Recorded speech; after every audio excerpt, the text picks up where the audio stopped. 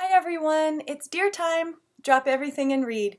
Grab a fuzzy friend, a warm blanket, maybe a cup of hot cocoa or a snack, and let's spend some time reading together. And remember, you don't have to listen to this right now. You can listen to it whenever is convenient for you. And if you start listening now and need to pause and come back to it later, it's totally okay. So even though I can't see you or you can't see your friends, just know that we're all spending this time together, and hopefully it makes you feel a little closer to those that you care about. We're going to start part 4, which is Jack's part of the story. We're going to hear from him and some of his thoughts in meeting August and some of his interactions with August from his perspective. Last we heard from Summer and her perspective. So everyone has a different piece to this story and some of the things that they were thinking in meeting August, and some of maybe the challenges that they faced in getting to know somebody that was different than them. And remember, we talked about God being with Samuel when he was anointing the next king of Israel. And God said to Samuel, I look at the heart. You look at the outward appearance, but I look at the heart. And how we were able to see that Summer was doing that. She was looking at August's heart, and she got to know August for who he really was. And this quote that I'm about to read goes along with that too. So I think it's so cool that when we read something that isn't necessarily intended to be about God, we can totally see God in it because of what we know in our hearts. So listen to this quote, and I want you to maybe try to see the same thing that I'm seeing. Now here is my secret. It is very simple. It is only with one's heart that one can see clearly. What is essential is invisible to the eye. And that's a quote from Antoine de Saint-Exupéry from The Little Prince. But that means the same thing. What is essential, what really matters about you, I can't see with my eyes. Those things on the outside, this is our earth glove. It's our earth glove. But who you really are is on the inside. And I can't see that with my physical eyes, but I can see it with my heart. And that's what God said. That's how God says He sees us. He doesn't look at the outside appearance. He looks at the heart. So I continue to challenge you to look at who people truly are. Look past the earth glove and look to who they really are, because you'll see that God made everybody so uniquely, beautifully special. So let's hear from Jack. And I'm only going to read about half of this. There's 30 pages in this part of the book. So I'll read about half of it, and then we'll pause and we'll come back to it another time. And again, if you can't sit through this whole thing, pause and come back to it later today. The call. So in August, my parents got this call from Mr. Tushman, the middle school director. And my mom said maybe he calls all the new students to welcome them. And my dad said that's a lot of kids he'd be calling. So my mom called him back, and I could hear her talking to Mr. Tushman on the phone. This is exactly what she said. Oh, hi, Mr. Tushman. This is Amanda Will returning your call. Pause. Oh, thank you. That's so nice of you to say. He is looking forward to it. Pause. Yes. Pause. Yeah. Pause. Oh, sure. Long pause. Oh. Uh-huh. Pause. Well, that's so nice of you to say. Pause. Sure. Oh, wow. Oh. Super long pause. I see. Of course. I'm sure he will. Let me write it down. Got it. I'll call you after I've had a chance to talk with him, okay? Pause. No, thank you for thinking of him. Bye-bye. When she hung up, I was like, what's up? What did he say? And my mom said, well, It's actually very flattering, but kind of sad too. See, there's this boy who started middle school this year, and he's never been in a real school environment before because he was homeschooled. So Mr. Tushman talked to some of the lower school teachers to find out who they thought were some of the really, really great kids coming into 5th grade. And the teachers must have told him that you were an especially nice kid, which I already knew, of course. And so Mr. Tushman is wondering if he could count on you to sort of shepherd this new boy around a bit. Like, let him hang out with me? I said. Exactly, said Mom. He called it being a welcome buddy. But why me? I told you. Your teachers told Mr. Tushman that you were the kind of kid who's known for being a good egg. I mean, I'm so proud that they think so highly of you. Why is it sad? What do you mean? You said it's flattering, but kind of sad too. Oh, Mom nodded. Well, apparently this boy has some sort of, I guess there's something wrong with his face or something like that. Not sure. Maybe he was in an accident. Mr. Tushman said he'd explain a bit more when you come to the school next week. School doesn't start till September. He wants you to meet this new kid before school starts. Oh, do I have to? Mom looked a bit surprised. Well, no, of course not, she said, but it would be the nice thing to do, Jack. If I don't have to do it, I said, I don't want to do it. Can you at least think about it? I'm thinking about it, and I don't want to do it. Well, I'm not going to force you, she said, but at least think about it some more, okay? I'm not calling Mr. Tushman back until tomorrow, so just sit with it a bit. I mean, Jack, I really don't think it's that much to ask that you spend a little extra time with some new kid. It's not just that he's a new kid, Mom, I answered. He's deformed. That's a terrible thing to say, Jack. He is, Mom. You don't even know who it is. Yeah, I do. I said because I knew the second she started talking about him that it was this kid named August. I remember seeing him for the first time in front of the Carvel on Amesfort Avenue when I was about 5 or 6. Me and Veronica, my babysitter, were sitting on the bench outside the store with Jamie, my baby brother, who was sitting in his stroller facing us. I guess I was busy eating my ice cream cone because I didn't even notice the people who sat down next to us. Then at one point, I turned my head to suck the ice cream out of the bottom of my cone, and that's when I saw him. August. He was sitting right next to me. I know it wasn't cool, but I kind of went, when I saw him, because I honestly got scared. I thought he was wearing a zombie mask or something. It was the kind of, when you say when you're watching a scary movie, and the bad guy, like, jumps out of the bushes. Anyway, I know it wasn't nice of me to do that, and though the kid didn't hear me, I know his sister did. Jack, we have to go, said Veronica. She had gotten up and was turning the stroller around because Jamie, who had obviously just noticed the kid too, was about to say something embarrassing. So I jumped up kind of suddenly, like a bee had landed on me, and followed Veronica as she zoomed away. I could hear the kid's mom saying softly behind us, "Okay, guys, I think it's time to go." And I turned around to look at them one more time. The kid was licking his ice cream cone, and the mom was picking up his scooter, and the sister was glaring at me like she was going to kill me. I looked away quickly. "Veronica, what's wrong with that kid?" I whispered. "Hush, boy," she said in her angry voice. I love Veronica, but when she got mad, she got mad.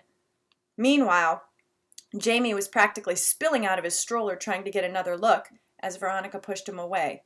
"But Veronica," said Jamie. "You boys were very naughty, said Veronica as soon as we were further down the block, staring like that.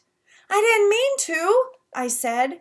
"Veronica," said Jamie. "Us leaving like that," Veronica was muttering. "Oh, Lord, that poor lady. I tell you boys every day we should thank the Lord for our blessings. You hear me?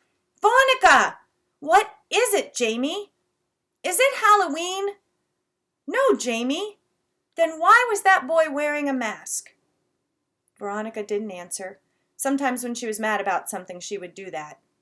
"He wasn't wearing a mask," I explained to Jamie. "Hush, Jack," said Veronica. Why are you so mad, Veronica? I couldn't help but asking. I thought that would make her angrier, but actually she shook her head. It was bad how we did that, she said. Just getting up like that, like we'd seen the devil. I was scared for what Jamie was going to say, you know. I didn't want him to say anything that would hurt that little boy's feelings, but it was very bad, us leaving like that. The mama knew what was going on. But we didn't mean it, I answered. Jack, sometimes you don't have to mean to hurt someone to hurt someone. You understand? That was the first time I ever saw August in the neighborhood, at least that I could remember, but I've seen him around ever since then. A couple of times in the playground, a few times in the park. He used to wear an astronaut helmet sometimes, but I always knew it was him underneath the helmet. All the kids in the neighborhood knew it was him. Everyone had seen August at some point or another. We all knew his name, though he doesn't know ours. And whenever I've seen him, I try to remember what Veronica said. But it's hard. It's hard not to sneak a second look. It's hard to act normal when you see him. And I think right then, if he had pushed through and went past the outward appearance to take the time to get to know August, he would have gotten to know that he was a cool kid, cool beans, a lot sooner, and not spent all of this time being afraid of him, but taking the time to get to know him, and they could have been friends all along. Why I changed my mind. Who else did Mr. Tushman call? I asked Mom later that night. Did he tell you? He mentioned Julian and Charlotte. Julian? I said. Ugh! Why Julian? You used to be friends with Julian. Mom, that was like in kindergarten. Julian's the biggest phony there is, and he's trying so hard to be popular all the time. Well, said Mom, at least Julian agreed to help this kid out. Gotta give him credit for that. I didn't say anything because she was right. What about Charlotte? I asked. Is she doing it too? Yes, Mom said.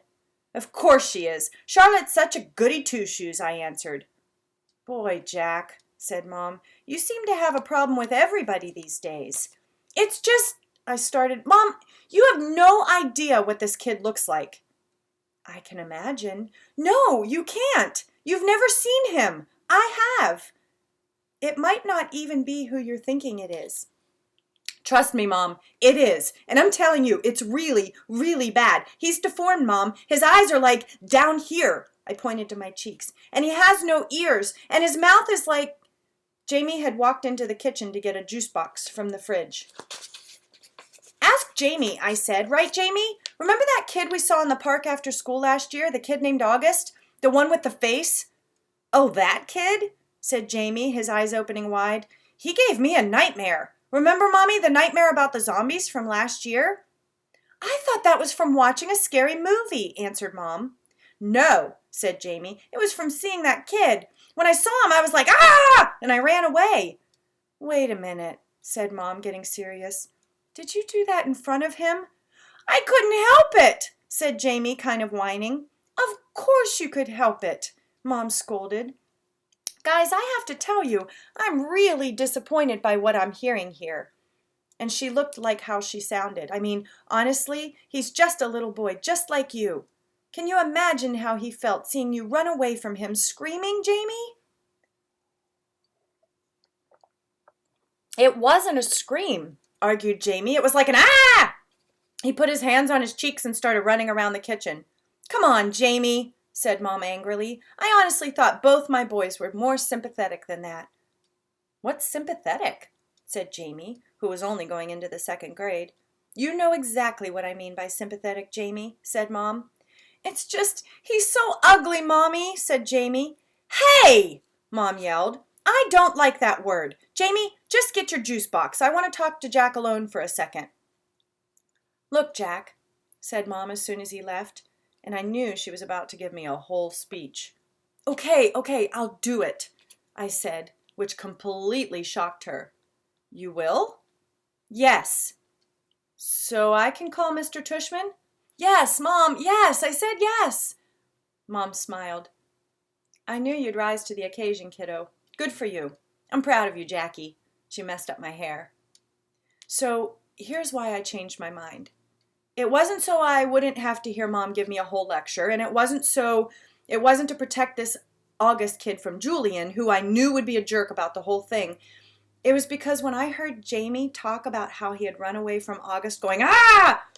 I suddenly felt really bad. The thing is, there are always going to be kids like Julian who are jerks. But if a little kid like Jamie, who's usually a nice enough kid, can be that mean, then a kid like August doesn't stand a chance in middle school.